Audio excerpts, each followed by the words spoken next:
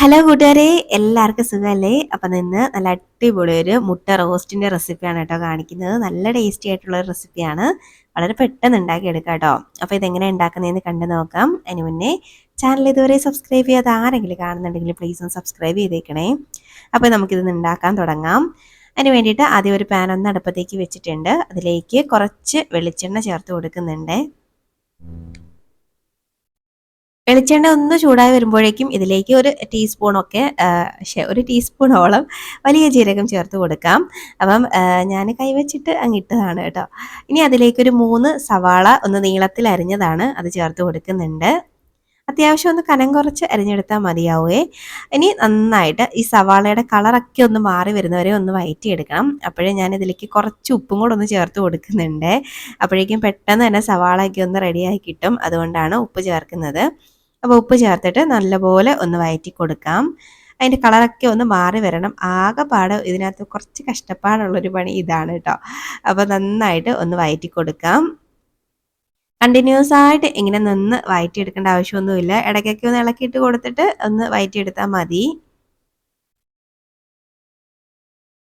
അപ്പോൾ അതാണ്ട് കളറൊക്കെ ഒന്ന് ചേഞ്ച് ആയിട്ട് വരുന്നുണ്ട്. സവാളയൊക്കെ ഒന്ന് വെന്ത് കിട്ടിയിട്ടുണ്ട്. അപ്പം കുറച്ചും കൂടെ ഒന്ന് കളറ് മാറി വരണം. ഇപ്പം കണ്ടോ, സവാളയൊക്കെ നന്നായിട്ട് വഴണ്ട് വന്നിട്ടുണ്ട്.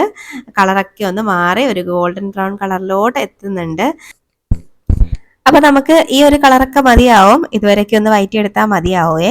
അപ്പോൾ അതാണ്ട് സവാളയൊക്കെ നന്നായിട്ട് വെന്ത് കിട്ടിയിട്ടുണ്ട്. അപ്പോൾ ഈ ഒരു സമയമാകുമ്പോഴേക്കും നമുക്ക് ഇതിലേക്ക് കുറച്ച് ഇഞ്ചി വെളുത്തുള്ളി പേസ്റ്റ് ചേർത്ത് കൊടുക്കാം. അപ്പം ഞാൻ നേരത്തെ ഒരു വീഡിയോയിൽ പറഞ്ഞിട്ടുണ്ടായിരുന്നു, ഞാൻ റെഡിമെയ്ഡ് ആയിട്ട് കിട്ടുന്ന ഇഞ്ചി വെളുത്തുള്ളി പേസ്റ്റ് മേടിച്ച് വെച്ചിട്ടുണ്ടായിരുന്നു കേട്ടോ. അപ്പോൾ എനിക്ക് ഉണ്ടാക്കാനുള്ള സമയമൊന്നും ഇല്ലാത്തത് കൊണ്ട് ഇതാകുമ്പോൾ എൻ്റെ പണി പെട്ടെന്ന് കഴിയും. അതുകൊണ്ട് ഞാൻ വാങ്ങിച്ചതാണ്. അപ്പോൾ അത് കൊള്ളായിരുന്നു കേട്ടോ. നല്ല നമ്മൾ വീട്ടിലുണ്ടാക്കുന്ന പോലത്തെ ഒരു ടേസ്റ്റാണ്. ഒരു പച്ചമുളകും കൂടെ ഞാനൊന്ന് അരിഞ്ഞ് ചേർത്തിട്ടുണ്ട്. അപ്പം പച്ചമുളകിൻ്റെ എണ്ണം വേണമെങ്കിൽ കൂട്ടാട്ടോ. അപ്പം നമ്മൾ ഇതിലേക്ക് എരിവിന് വേണ്ടിയിട്ട് വേറെ ഐറ്റംസ് ഒക്കെ ചേർക്കുന്നുണ്ട്. അതുകൊണ്ട് ഞാനൊരു പച്ചമുളകിലങ്ങ് ഒതുക്കി. ഇനി വീണ്ടും ഇഞ്ചി വെളുത്തുള്ളിയുടെ പച്ചമണം മാറുന്നവരെ ജസ്റ്റ് ഒന്ന് വഴറ്റി കൊടുക്കാം. മതിയാവേ. ഇനി ഇതിലേക്ക് ഒരു തക്കാളി ഒന്ന് അരിഞ്ഞ് ചേർക്കുന്നുണ്ട്. അതും ഒന്ന് ചെറുതായിട്ട് അരിഞ്ഞതാണ്. അപ്പോൾ തക്കാളി ഇതിലേക്ക് വളരെ കുറവായിട്ടാണ് ഞാൻ ചേർക്കുന്നത്. ഒരു കുഞ്ഞ് തക്കാളി എടുത്ത് അരിഞ്ഞ് ചേർത്തേക്കാണ് കേട്ടോ. അപ്പോൾ അതിൻ്റെ പച്ചമണമൊക്കെ ഒന്ന് മാറി തക്കാളിയൊക്കെ നന്നായിട്ടൊന്ന് ഉടഞ്ഞ് കിട്ടണേ. അതുവരെയും ഒന്ന് വഴറ്റി കൊടുക്കാം. വേണമെങ്കിൽ ഒന്ന് അടച്ചു വെച്ചിട്ട് വേവിച്ചെടുക്കാം. അപ്പോൾ പെട്ടെന്നാവും. ഞാൻ പക്ഷേ അടച്ചൊന്നും വെച്ചിട്ടില്ലായിരുന്നു. ഇതുപോലെ ഒന്ന് വഴറ്റിയെടുത്തതാണ്. ഇപ്പോൾ തക്കാളിയൊക്കെ ഒന്ന് വെന്ത് കിട്ടിയിട്ടുണ്ട്, ഒന്ന് ഉടഞ്ഞ് വന്നിട്ടുണ്ട്. അപ്പോൾ ഈ സമയമാകുമ്പോഴേക്കും ഇതിലേക്ക് ഒരു 1/4 ടീസ്പൂണൊക്കെ മഞ്ഞൾപ്പൊടി ചേർത്ത് കൊടുക്കാം. ഒരു 2 ടീസ്പൂൺ മല്ലിപ്പൊടി ചേർത്ത് കൊടുക്കുന്നുണ്ട്.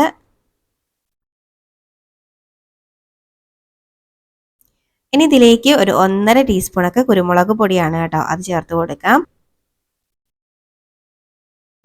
പിന്നെ നമ്മൾ ഇതിലേക്ക് വേറെ മുളക് പൊടി ഒന്നും ചേർക്കുന്നില്ല. അപ്പം നിങ്ങൾക്ക് കുറച്ചും കൂടി എരിവ് വേണം തോന്നുകയാണെങ്കിൽ ഒന്നുകിൽ പച്ചമുളകിൻ്റെ എണ്ണം കൂട്ടാം, അല്ലെങ്കിൽ കുരുമുളക് പൊടി കുറച്ചും കൂടെ ചേർക്കാം കേട്ടോ.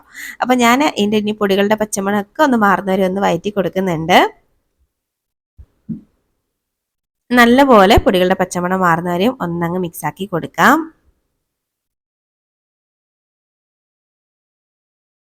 ഇപ്പോൾ ദാണ്ടെ ഞാനൊന്ന് വഴറ്റി എടുത്തിട്ടുണ്ട്. പൊടികളുടെ പച്ചമണമൊക്കെ ഏകദേശം ഒന്ന് മാറി വന്നിട്ടുണ്ട്. അപ്പോൾ ഈ ഒരു സമയമാകുമ്പോഴേക്കും ഇതിലേക്ക് വളരെ കുറച്ച് വെള്ളം ചേർത്ത് കൊടുക്കുന്നുണ്ട്. ഏകദേശം ഒരു 1/4 കപ്പിലും താഴെയായിട്ട് വെള്ളം ചേർത്ത് കൊടുക്കാം. ചേർത്തിട്ട് നല്ലപോലെ ഒന്ന് മിക്സാക്കി ഒന്നങ്ങ് തിളപ്പിച്ചെടുക്കാം. ഇങ്ങനെ ചെയ്യുമ്പോഴേക്കും പൊടികളുടെ പച്ചമണമൊക്കെ ഒന്ന് മാറാനുണ്ടെങ്കിൽ നന്നായിട്ട് മാറി ഒന്ന് വെന്ത് കിട്ടും. പിന്നെ അതുപോലെ ഈ ഒരു റോസ്റ്റ് കുറച്ചും കൂടെ ലൂസായിട്ട് ഇതുപോലെ ഇരിക്കുവേ. എനിക്കങ്ങ് നല്ല അങ്ങ് ഡ്രൈ ആയിട്ടിരിക്കുന്നതിലും കുറച്ചിങ്ങനെ ലൂസായിട്ടിരിക്കുന്നതാണ് ഇഷ്ടം. അതുകൊണ്ടാണ് ഞാൻ ഇങ്ങനെ ഉണ്ടാക്കുന്നത്. അപ്പം വെള്ളം ഇത് നല്ല പോലെ ഒന്ന് തിളച്ച എണ്ണയൊക്കെ ഒന്ന് തെളിഞ്ഞ് വരട്ടെ. ഇപ്പോൾ ദാണ്ട നല്ല പോലെ തിളച്ച് വന്നിട്ടുണ്ട്. അപ്പോൾ ഇനി ഇതിലേക്ക് ചേർത്ത് കൊടുക്കുന്നത് മുട്ടയാണ്. അപ്പോൾ ഞാനൊരു 3 മുട്ട ഒന്ന് പുഴുങ്ങിയെടുത്ത് ഇതുപോലെ ചെറുതായിട്ടൊന്ന് അരിഞ്ഞെടുത്താണ് ചേർക്കുന്നത്. അപ്പോൾ നിങ്ങൾക്ക് നമ്മൾ സാധാരണ മുട്ട 2ആയിട്ട് കട്ട് ചെയ്ത് അങ്ങനെ ചേർക്കാം. അങ്ങനെ എങ്ങനെ ഇഷ്ടത്തിന് മുട്ട കട്ട് ചെയ്ത് ചേർക്കാം കേട്ടോ. ഞാൻ പിന്നെ ഇതുപോലെ ചെറിയ കഷ്ണങ്ങളായിട്ട് കട്ട് ചെയ്തിട്ടു. ഇനി ഇത് നന്നായിട്ട് ഒന്നങ്ങ് മിക്സാക്കി കൊടുക്കാം. ആ മസാല ഒക്കെ നന്നായിട്ടൊന്ന് കോട്ടായിട്ട് വരട്ടെ മുട്ടയിൽ. അപ്പോൾ ഇതുപോലെ ഒന്ന് മിക്സാക്കി കൊടുത്തിട്ട് ഇനി നമുക്കിതൊന്ന് അടച്ചു വെച്ചിട്ട് കുറച്ച് സമയം ഒന്ന് വേവിച്ചെടുക്കാം. ആ മസാലയൊക്കെ മുട്ടയിലോട്ട് നല്ലപോലെ പിടിച്ച് വരണം. ഒരു 5-6 മിനിറ്റ് മതിയാവും. ഇപ്പൊ ദാണ്ട ഒരു 5-6 മിനിറ്റ് ഒക്കെ കഴിഞ്ഞിട്ടുണ്ട്. നല്ല പോലെ മസാലയൊക്കെ ഒന്ന് പിടിച്ച് നല്ലൊരു മണമൊക്കെ വന്ന് തുടങ്ങിയിട്ടുണ്ട് കേട്ടോ. അപ്പൊ ദാണ്ടേ ഞാൻ ജസ്റ്റ് ഒന്നും കൂടെ മിക്സ് ആക്കിയിട്ട് ഫൈനലി ഇതിലേക്ക് കുറച്ച് തേങ്ങാപ്പാൽ ചേർത്ത് കൊടുക്കുന്നുണ്ട്. അപ്പൊ ഇതിലേക്ക് കട്ടിയുള്ള തേങ്ങാപ്പാൽ വേണമെങ്കിൽ നിങ്ങൾക്ക് ഒഴിക്കാം. ഇതങ്ങനെ കട്ടിയുള്ള തേങ്ങാപ്പാലൊന്നും അല്ല കേട്ടോ. ഞാൻ നല്ല കട്ടിയുള്ള തേങ്ങാപ്പാൽ എടുത്തിട്ട് അതിലേക്ക് കുറച്ച് വെള്ളം ഒന്ന് മിക്സ് ആക്കിയതാണ്. ഇനി കുറച്ച് മല്ലിയിലയും കൂടെ ഒന്ന് അരിഞ്ഞ് ചേർക്കുന്നുണ്ട്. അപ്പം മല്ലിയിലേൻ്റെ ഫ്ലേവർ ഇഷ്ടമാണെങ്കിൽ മാത്രം ചേർത്ത് കൊടുക്കാം. എന്നിട്ട് നന്നായിട്ട് ഒന്ന് മിക്സ് ആക്കി കൊടുക്കാം. ഇതുപോലെ ഒന്ന് മിക്സ് ആക്കി എടുക്കുന്നുണ്ട്. അപ്പോൾ എനിക്കിതുപോലെ കുറച്ച് ലൂസായിട്ട് കിട്ടണം. അതുകൊണ്ടാണ് ഞാൻ കുറച്ച് വെള്ളവും കൂടെ ചേർത്ത് തേങ്ങാപ്പാൽ അങ്ങോട്ട് ചേർത്തത്. ഇനി ഇതിലേക്ക് കുറച്ച് ഉപ്പും കൂടെ ചേർത്ത് കൊടുക്കുന്നുണ്ട്. വീണ്ടും ഒന്നും കൂടെ മിക്സ് ആക്കുന്നുണ്ട്. അപ്പോൾ ഉപ്പ് നോക്കിയിട്ട് ചേർത്താൽ മതി. കാര്യം നമ്മൾ സവാളയൊക്കെ വഴറ്റിയപ്പം ധാരാളം ഉപ്പൊക്കെ ചേർത്ത് വഴറ്റിയെടുത്തതാണ്. അപ്പോൾ ഉപ്പ് നോക്കിയിട്ട് മാത്രം ചേർത്ത് കൊടുത്താൽ മതി.